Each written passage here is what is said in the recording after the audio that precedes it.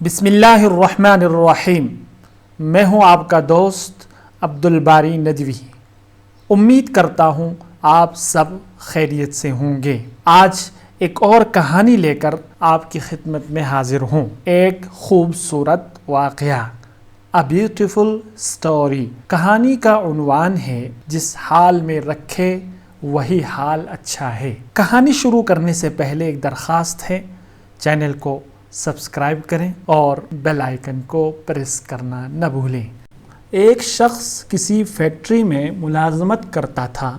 ایک دن وہ کام پر نہ گیا تو اس کے مالک نے اس کی تنخواہ میں اضافہ کیا تاکہ وہ دل جمعی کے ساتھ کام کرے۔ اس نے وہ پیسے خاموشی سے جیب میں رکھ لیے۔ ایک دن وہ پھر کام پر نہ آیا تو مالک نے غصے میں آ کر اس کی تنخواہ میں کمی کی۔ اس پر بھی وہ کچھ نہ بولا۔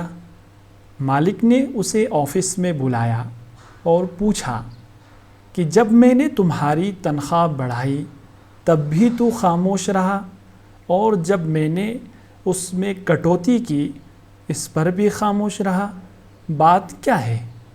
اس نے کہا، جب میں پہلے دن غیر حاضر تھا اس کی وجہ بچے کی پیدائش تھی۔